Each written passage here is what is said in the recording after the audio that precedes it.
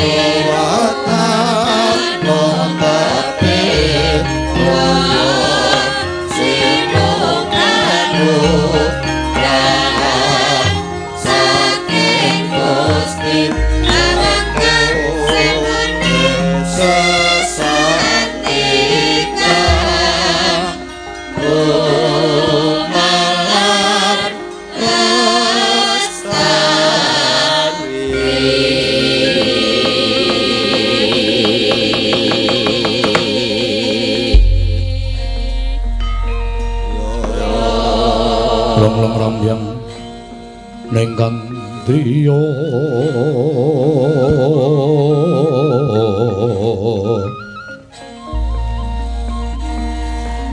Rewang Candra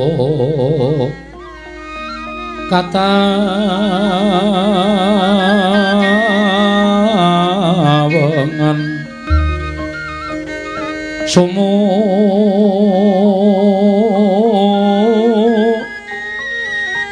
Endas katuritan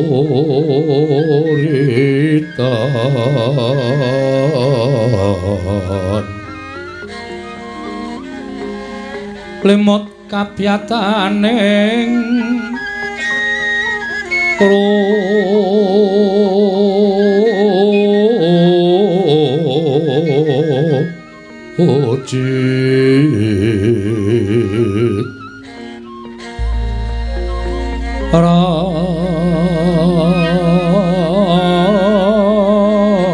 Ramendri Yama Nawong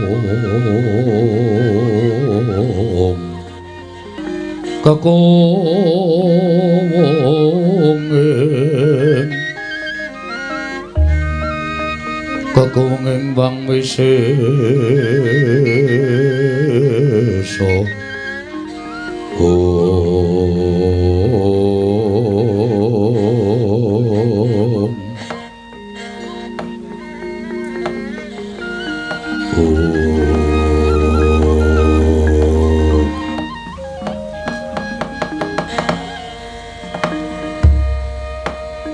Sode selikur dina Patobat Jaramaya wonten timbalaning Ngadawu Ibu Pedari sartane ngabeh para begasaan baju barat ing mapan ning kayuwangan dandang mangure lho non nalika semana kanan kayuwangan katon jenjem ayem ora ana sambikala apa-apa nanging bareng sawetara wektu dina iki lha kok kahanane ora kaya adat sabene.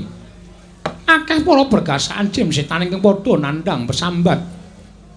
amarga kahanan panas ingkang benek lan adat ingkang wis Jaramaya iki saka dayaning apa, Nggir? Nyuwun pangapunten. Monggo saking paniti priksanipun ingkang abdi pun Jaramaya. Mboten wonten lemah sangar kayuwaing. Ingkang mapan wonten ing wana Krendayana ing dadosaken sangganing para berkasaan. Sami numpang puyang numbuk bentus solah bawanipun. Ugi mboten wonten satunggiling satra ingkang wantun nasak langing wana Krendayana ingkang satemah karya gara garaning kayiwangan Dandang Mangore. Ibu Bathari mugi andadosna ing kawuningan Patobat. Anging lamun to diujarake iki mengko suwe ning suwe mesti bakal gawe geger kahanan Dandang Mangore. Mula luwih prayoga Jaramaya dina semengko menipu bakal niti priksa apa to sababe dene kanane lha kok dadi kaya mengkene. Mula enten ana sawetara apa niku bakal niti priksa marang kanan wana Krendayana ya ing kayangan Dandang Mangore iki. Ana apa lha kok dadi ana gara-gara ingkang gawe geger sangganing para berkasaan iki Jaramaya. Tan samarpamoring sukma Sinukmaya winah ya ing sepi.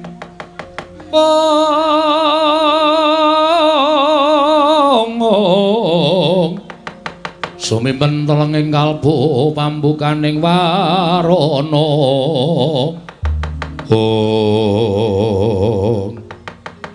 Sigra mangsa semedi Sang Pandya Bathari Durga.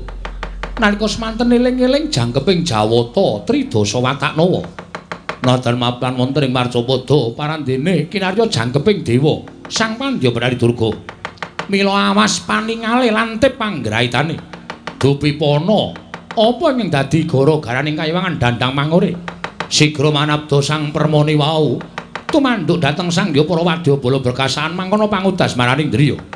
Patobat ora pati nduga mana. Jaramaya wonten dawuh. Kayangan Dandang Mangore tunggunen. Ana sawijining titah pujangkara ingkang mangsa semedi ana ing telenging wana Krendaya. Tak prepekane wigatine apa ya Jaramaya? Nggih, ngestaken dawuh Pandya Bathari.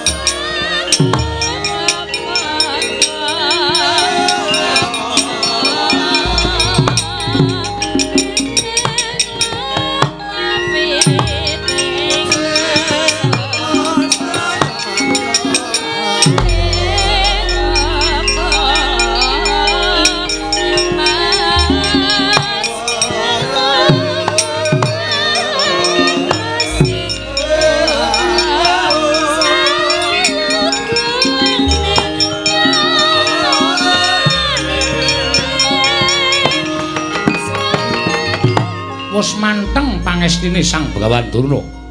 Mangsa semedi maladining tanana ingkang pinindeng kejawi panguwasaning para Jawata. Mugi ngudaneni manawa dados panyuwunipun Sang Kumbayana. Dadosaken mangke eling-eling mapan wonten telenging wana Krendayana. Dadosaken geger sangganing para baju barat. Para jim berkasaan samya nungsang puyang numbuk bentus ngudel bingung playune. Bejreh kelawan dayaning Sang Kumbayana. Sigra mrepeki Sang Pandya Bathari Durga anjugaraken ingkang nedhel lampah semedi.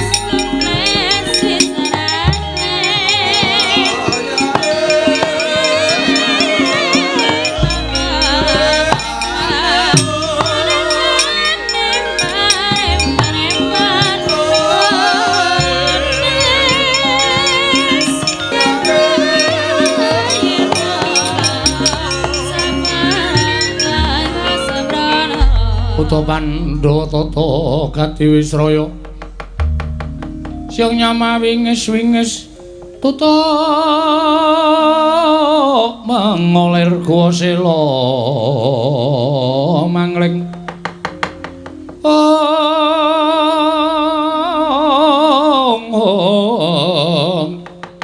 tuta mengolir guwa sela mangling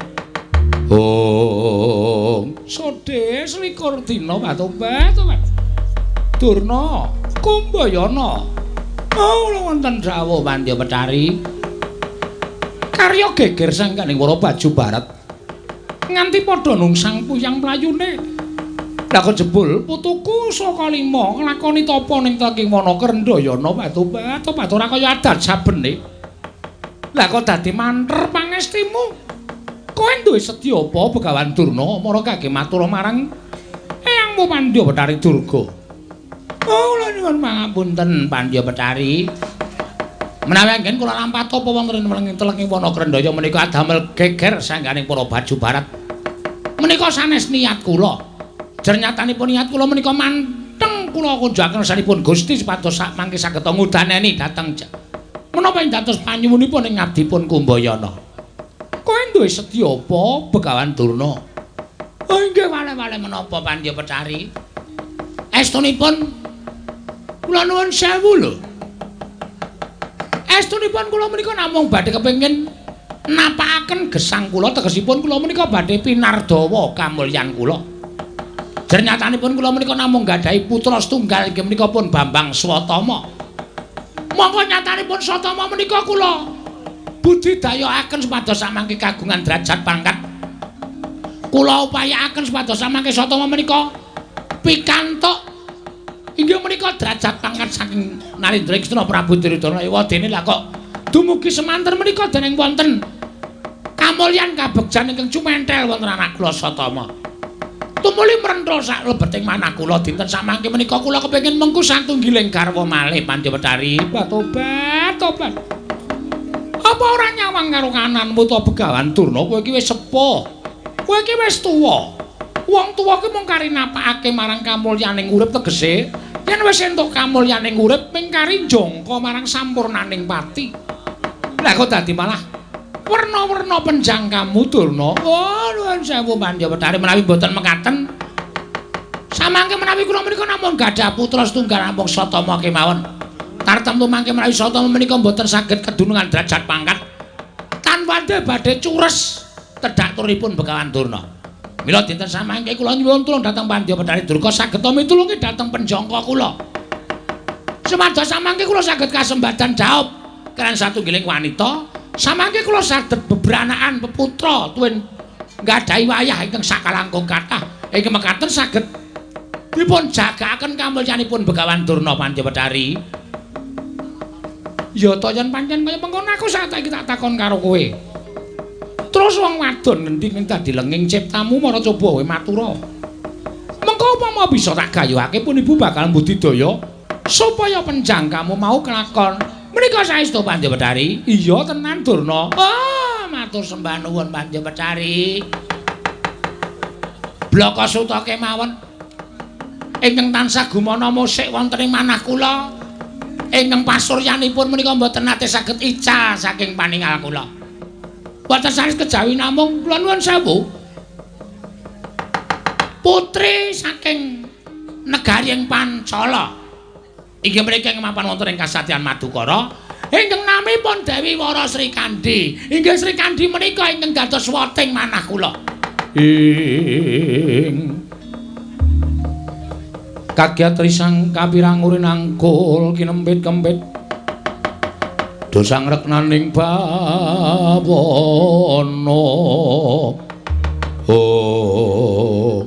Kose Durna kose. Kowe iki ra ya eling to Durna, kowe lagi ora lagi lali. Mboten kula nembe mboten kesupen.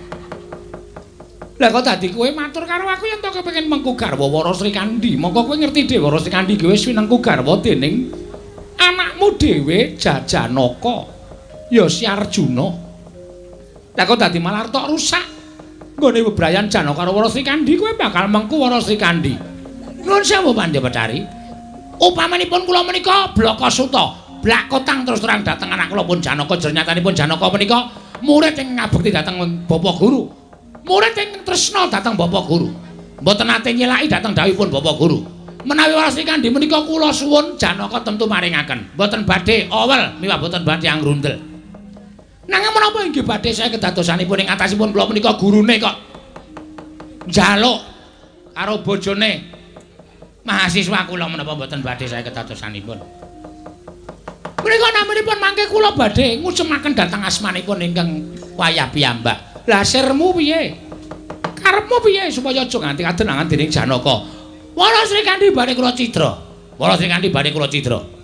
Namung menawi kula wujud Begawan Durna kados mekaten menika tartemtu mangke menawi kadenangan Nayaka utawi Punggawa Madukara sami alok yen to Begawan Durna nyolong Wara Srikandhi menapa mboten banger bacin asmanipun ingkang wayahipun Begawan Durna Pandya Betari Durga. Mangyat kurda suruma pangga wakut kati nomawugya ira wang wang Durna kula wonten maring adhawu kowe aja dikangelan yen kowe ora kepengin wujud Begawan Durna mandya ucape Betari Durga tak sebda dudu wujud Begawan Durna kowe.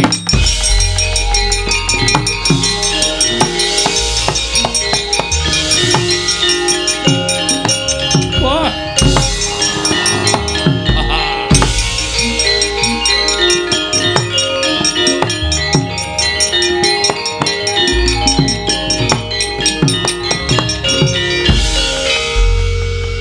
ora wujud Begawan Durna nanging wujud Yaksendra gedhe go ngaluhur. Yen lumrah ora ana kang wong ngerti yen to kowe nyidra marang Wara Srikandhi Begawan Durna. Ladal. Oh, matur sembah nuwun Pandya Betari. Ing mekaten boten badhe wonten ingkang mangertosi sinten to kula sejatosipun. Kowe nganggo jeneng ya kowe Prabu Kumbayaksa. Lho nggih ngestakaken dawuh. Caketana ya kuwi kasatriyan Madukara. Malah wektu dina iki pasang Yogya katujuh ing nginu. Janaka nembe ora mapan ning Madukara, upama lagi mapan ning Madukara, lagi liwung bingung atine Arjuna. Sababipun menapa? Merga Janaka koncatan kekuatan. Amargi sabab saking menapa? Apa sira ora ngerti kabare? Yen to pusaka Madukara, Kyai Pasopati nedeng oncat saka ing kasatriyan Madukara. Mula pirang-pirang dina iki Janaka katon rengu pasuryane nawung Sungkawa. Inggih. Janaka lagi ora iso menggalake marang kula warga. Yen Janaka lena colongan Wara Srikandhi dadi garwamu Kumbayaksa. Wah, ladal. Matur sembah sewu nuwun tanpa pepindhan Pandya Betari. Menawi ngaten Klilalana kula bidhal dinten sak mangke gayuh dhateng kanikmataning gesang kula. Inggih menika pun Wara Srikandhi. Sarti ting ati-ati duga-duga digawa. Aku ora njangkung lakumu lho Durna. Inggih, ngestakaken dawuh. Nyuwun pamit tambahing pangestu. Ati-ati aja kaya bocah cilik kowe Prabu Kumbayaksa.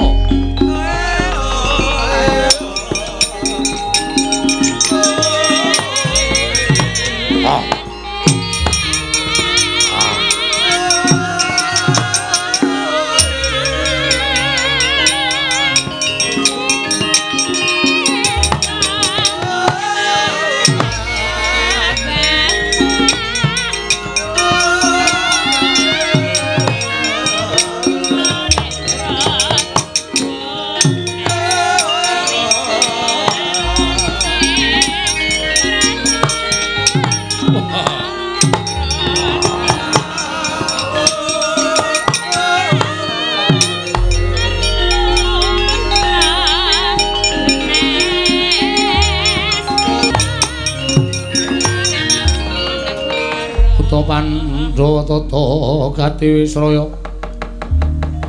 Indriyaksa Sara Maruta Pawana Bana Margana Samirana lan Warayang Wisikan Magulingan 5. Oh Bujleng-bujleng iblis lanat padha jek-jekan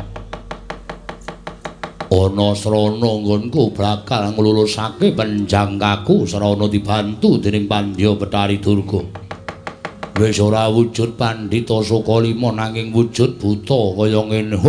Ladal. Monggo Janaka lagi kodheng atine. Bingung-bingung kenganglangan merga koncatan Kyai Pasopati. Sri Kandi ora entuk kawigaten ning Janaka kowe melu aku wae Sri Kandi. Ora-orane kowe tiba ning Padasuri nanging tiba ning kasur babut. Kowe bakal ndak wengku garwa mukti karo Prabu Kumbayaksa. Aja kaget aku sing teka Wara Sri Kandi.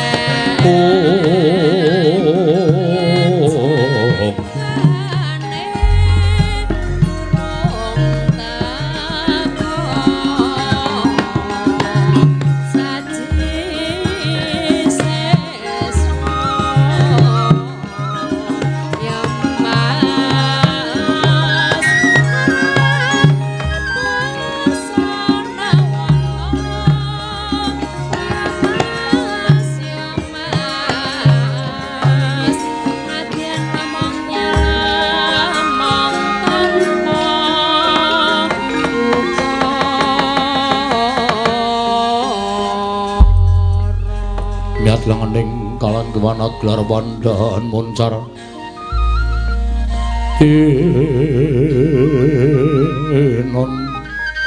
lir kekunang samsara tetan padang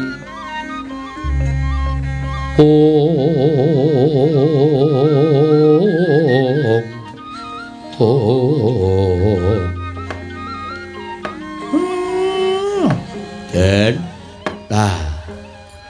ampun kedlarung-dlarung Lundara anggenipun Sungkawa wiwit kala wau dereng wonten wiyosing pangandikanipun Ndara napa mboten prayogi menawi pusaka dipun upadi nggih para panakawan samapta ing gati sawega ing diri nderekaken Ndara nadyan taunana windanana mboten kundur kula siap matur Ndara kersa budidaya ngupaya murcanipun Kyai Pasopati nggih Ndara kemareng nadyan ingipun petruk semanten ugi Kakang Semar kula urmangsa pepes bayu kang tapis dening atase Arjuna koncatan Kyai Pasopati monggo iku kinarya daya piandeling Arjuna bebasan wastra lungset ing sampiran sarah munggo ing lautan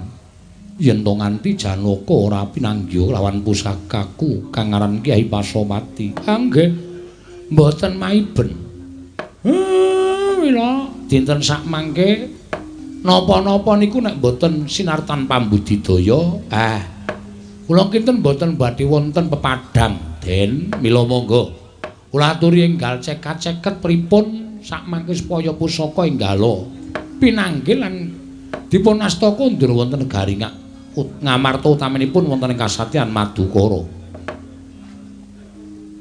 ibune kula Kanjeng Paranana dawuh mapa Para Srikandhi kula wonten paring dawuh mula kang sangka kuwi jumbuh kranukung diaturake Kakang Semar dina samengko aku nyuwun pamit bakal budal saka ing Madukara ngupaya menyang didununging Kyai Pasopati Kanjeng Paran muga-muga enggal entuk pepadang nuwun inggih pangeran mugi-mugi sak mangke Paduka pangeran pikantuk pepajar saking pangawasaning dat kang murpeng dat ya mung rasaku kok kaya ora jenjem rasaku kaya ora tentrem sebabe bareng aku pamit lawan garwaku sakarone dumadakan rasaku melang-melang ya ninggal jejabang ning tepining Balumbang. Lah terus pripun? Apa ora luwih prayoga Kakang Semar yen to salah sawijining panakawan dina samengko jejaga ning Madukara. Amarga isi ning Madukara ya mung Arjuna yen to Janaka lunga. Mongko jumbuh kelawan ingkang ndak rasakake kaya-kaya nobab ing bakal tumanduk marang projek utawa ing kasatyan Madukara Kakang.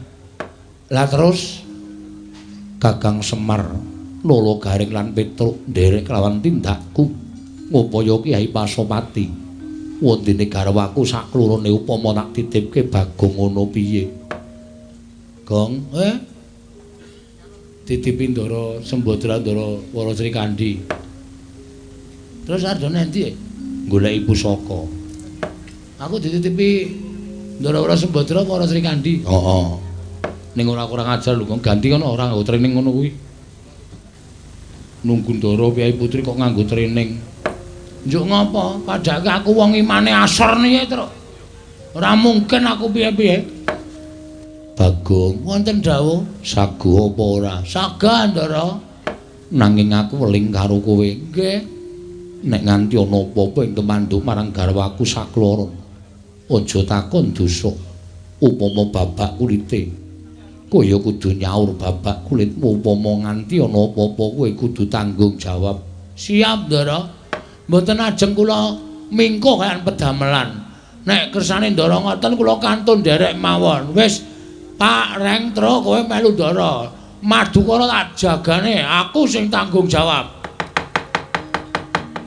miyat langeneng kalanggiwan aklar pandan moncar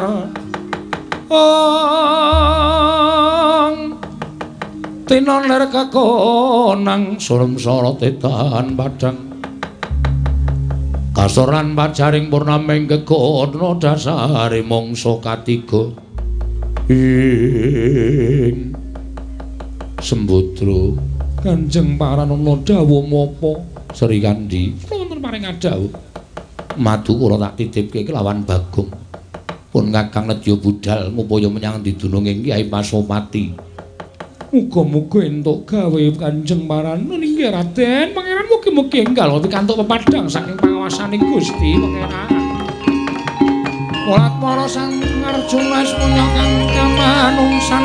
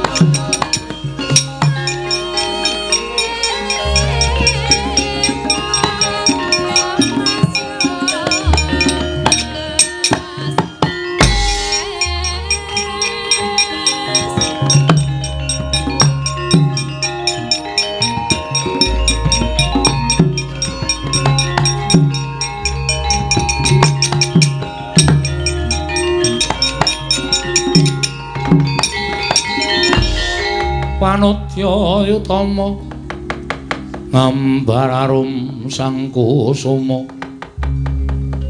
ngambararum sang kusuma ing Bagong wonten dawuh aja sembrono kowe wis pinasran dening Raden Janaka supaya tunggu kasatyaning Madukara mboten namung yuwananing kasatriyan ingkang dados tanggel jawab kula nanging kejabi-jabi saking menika panjenengan Gusti kula ayu sak kekalihipun inggih menika Dewi Wara Sembodra lan Wara Sri Kandri si Kandri denggul mlocot Wara Sri Kandi tetep dados tanggul jawab kula nek wonten bobol barata ing lelakon kula ingkang tanggel jawab pun niki dados tanggungan kula aja kok lara nyawa ajeng kula totohke Ndara Ayu ampun kuwatir